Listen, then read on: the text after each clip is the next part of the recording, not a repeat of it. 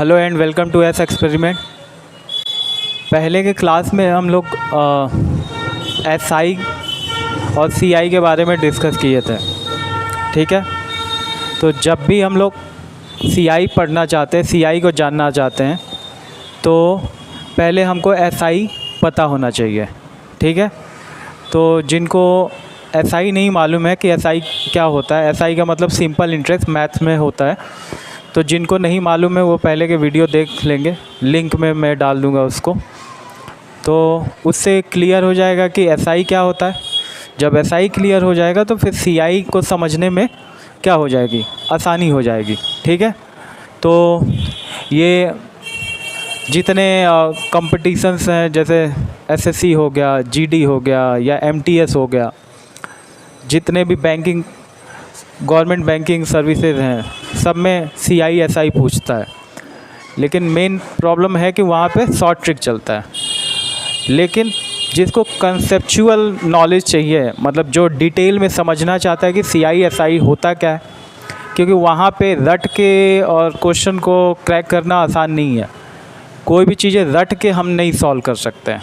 जब तक कॉन्सेप्ट हमारा क्लियर नहीं होगा हम चीज़ों को नहीं समझ सकते हैं, ठीक है। तो यहाँ पे हम कॉन्सेप्ट ही क्लियर करवा रहे हैं कि छोटी छोटी चीज़ें हैं, होता क्या है। जब इसको डिटेल में हम समझ जाएंगे तो हम कभी नहीं भूलेंगे। अब उस पर किसी तरीके का क्वेश्चन बनेगा तो हम उसको क्या कर सकते हैं, क्रैक कर सकते हैं, ठीक है।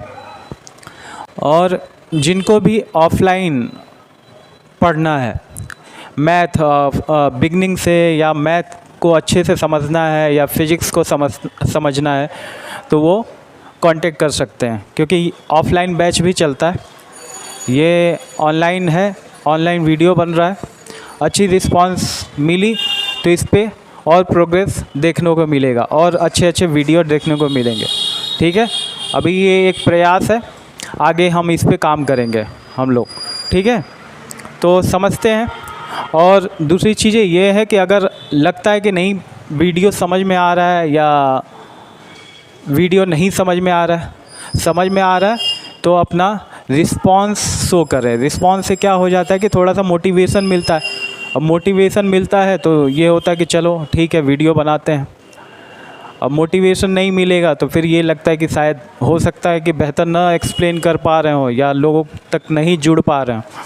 तो अगर लगता है कि हम आप तक जुड़ पा रहे हैं तो आप क्या करें, उसको कमेंट करके, लाइक करके, सब्सक्राइब कर सकते हैं। ये सारी चीज़ें कर सकते हैं। उससे थोड़ा सा मोटिवेशन मिलेगा और कुछ नहीं है, ठीक है। मोटिवेशन मिलेगा तो इन फ्यूचर जो YouTube है वो भी सपोर्ट करेगा। तो इस तरीके से, क्योंकि सारी चीज़ें व्यू के ऊपर ही होती हैं, तो आप उस तरीके से सपोर्ट कर सकते हैं, ठीक है। तो हम लोग CI समझते हैं। तो पहले में हम लोग SI समझ चुके थे, सिंपल इंटरेस्ट। अब यहाँ पे CI समझते हैं। और CI SI कहाँ यूज़ होता है, तो जितनी भी फाइनेंशियल सर्विसेज हैं, बैंकिंग है, उससे अगर हम मनी लेते हैं, उधार लेते हैं, या किसी को हम अब मनी देना चाहते हैं, तो भी हम SI को यूज़ कर सकते हैं, ठीक है। बैंकिंग मेनली क्या यूज़ करता है, CI यूज़ करता है। तो हम लोग स्टार्ट करते हैं वीडियो, ठीक है। तो CI का मतलब होता है कंपाउंड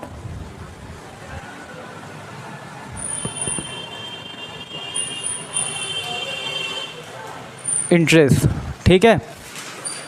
इंटरेस्ट मतलब होता है हमको, अगर हम पैसा ले रहे हैं किसी से तो वो हमको पैसा ऐसे ही नहीं देगा। उसको जब तक फ़ायदा नहीं होगा वो हमको पैसा नहीं देगा। तो एक तरीके से यही कह सकते हैं इंटरेस्ट मतलब फ़ायदा, ठीक है।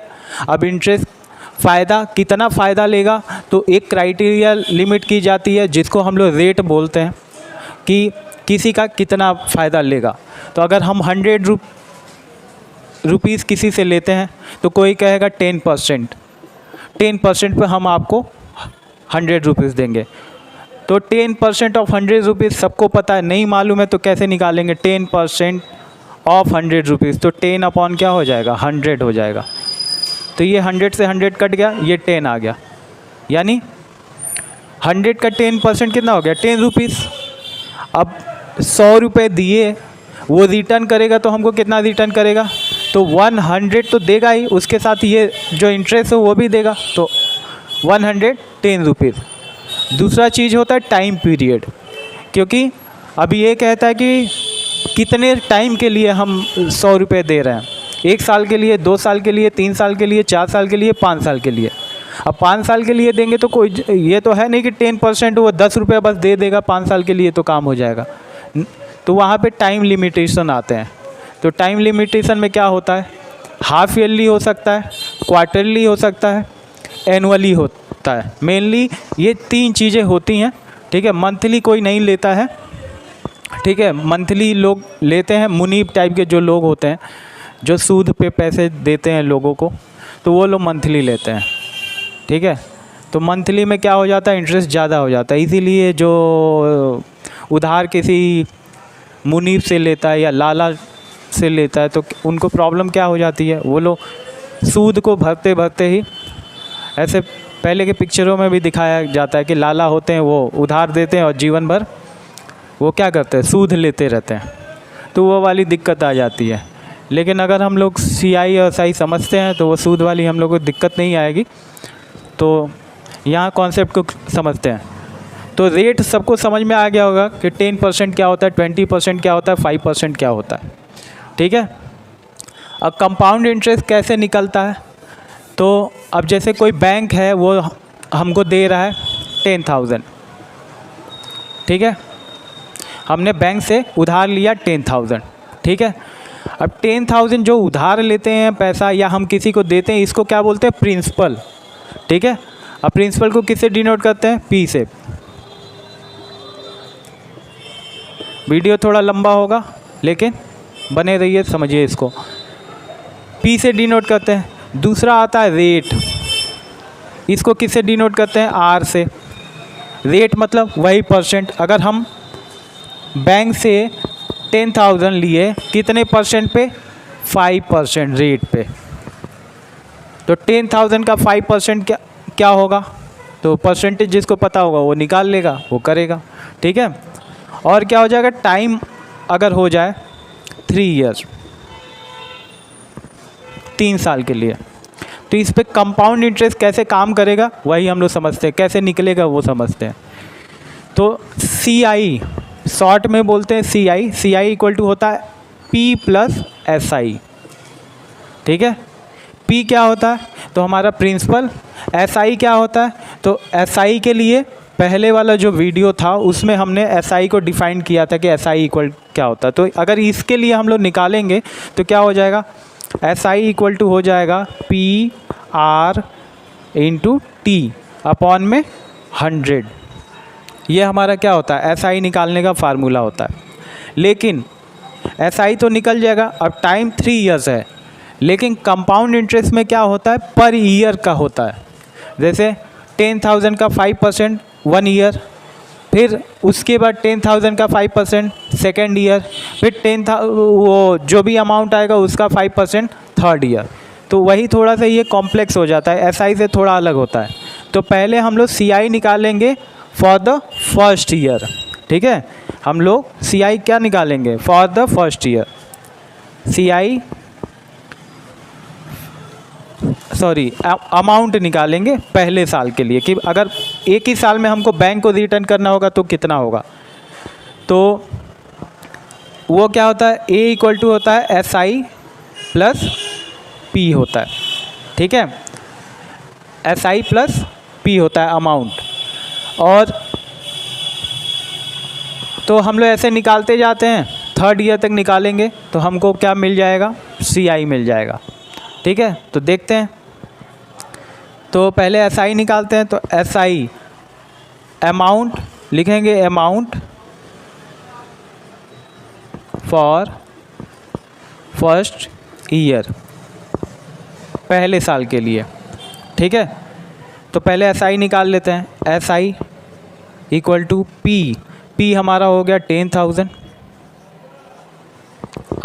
R कितना हमारा 5%, टाइम 3 ईयर्स दिया ना, तो पर ईयर बोल रहे हैं तो यहाँ पे 1 ही रहेगा, क्योंकि फर्स्ट ईयर के लिए 1, सेकेंड ईयर के लिए भी 1, फिर थर्ड ईयर के लिए भी 1।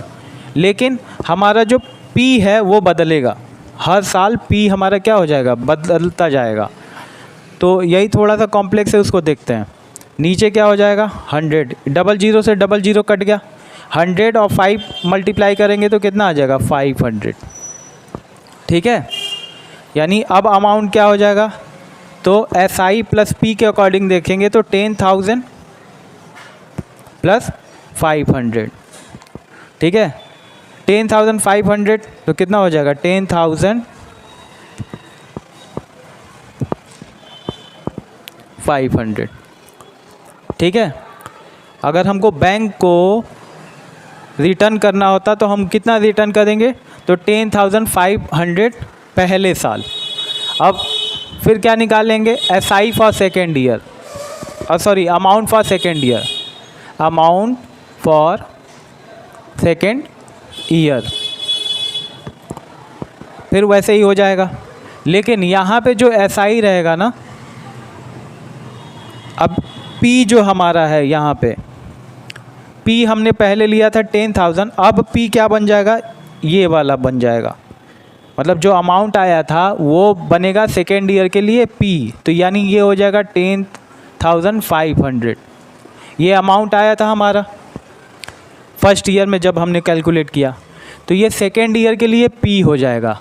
रेट वही रहेगा, टाइम सेकेंड ईयर यानी कि 1 ईयर के लिए फिर निकालेंगे, फिर 1 ईयर के लिए निकालेंगे, अपॉन में 100, डबल जीरो से डबल जीरो कट गया, 105 में 5 का मल्टीप्लाई करेंगे तो क्या हो जाएगा, तो 105 और 5, 5 5 जा 25, 5002, 5 1 जा 5, यानी कितना आ जाएगा 525 आ जाएगा। कितना आ जाएगा 525। तो ये हमारा SI मिला, तो अमाउंट इक्वल टू क्या हो जाएगा SI प्लस P। ठीक है, तो SI प्लस P करेंगे तो SI हम लोग का क्या था 525 प्लस P कितना दिया है, तो P हमारा 10,500 होगा। ठीक है, इसको ऐड करेंगे तो कितना आ जाएगा, तो 5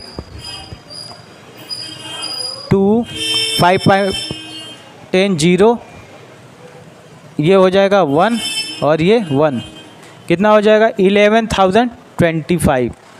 तो ये 11,025 जो अमाउंट है ये थर्ड ईयर के लिए प्रिंसिपल हो जाएगा। क्या हो जाएगा, थर्ड ईयर के लिए प्रिंसिपल हो जाएगा। तो कर लेते हैं, अब यहाँ लिखेंगे अमाउंट फॉर थर्ड ईयर। तो अमाउंट फॉर थर्ड ईयर, फिर फार्मूला वही लगेगा SI प्लस P। तो पहले SI निकाल लेते हैं, SI प्लस P। तो SI निकालते तो SI हमारा क्या हो जाएगा, अब यहाँ पे P हमारा प्रिंसिपल जो था वो हो जाएगा सेकेंड ईयर वाला जो अमाउंट है, यानी कितना है 11,025 इंटू रेट वही रहेगा, टाइम एक साल नेक्स्ट ईयर के लिए, इसीलिए 1 ईयर यहाँ हो जाएगा, अपॉन में 100।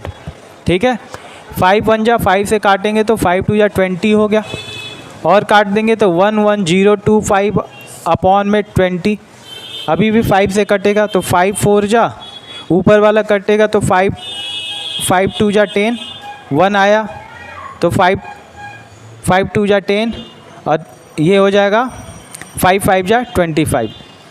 तो कितना आ जाएगा 2205 अपॉन 4, 2205 अपॉन 4। अभी इसको डिवाइड कर दें, तो डिवाइड करेंगे तो डेसिमल में आ जाएगा 42205। तो 4 5 जा 20, कितना आ जाएगा, ये आ जाएगा 205, फिर 4 5 जा 20, ये भी कट गया, बचा 5, 4 1 जा 4, 1 पॉइंट लगा देंगे, 4 2 जा 8, कितना 2 आएगा 0, 4 5 जा 20। तो जो थर्ड ईयर में SI आया वो कितना आया, SI जो आया वो आया 551.25। ठीक है, अब इसमें हम लोग क्या करते हैं, जो सेकेंड ईयर का अमाउंट था उसको ऐड करते हैं, ठीक है। ये हमारा एसआई निकला थर्ड ईयर का, तो अमाउंट कैसे मिलेगा, तो P प्लस SI यानी सेकेंड ईयर का जो प्रिंसिपल था वो कितना था, 11,025 प्लस 551.25, ठीक है। सॉल्व करेंगे कितना आ जाएगा, ये आ जाएगा हमारा 0.25156 ये 5 और 11 यानी 11,576.25। अगर बैंक को हम रिटर्न करेंगे 3 साल बाद तो हमको कितना रिटर्न करना पड़ेगा, तो 11,576.25। तो इस तरीके से ये कंपाउंड हम लोग कंपाउंड इंटरेस्ट बैंक लेता है, ठीक है।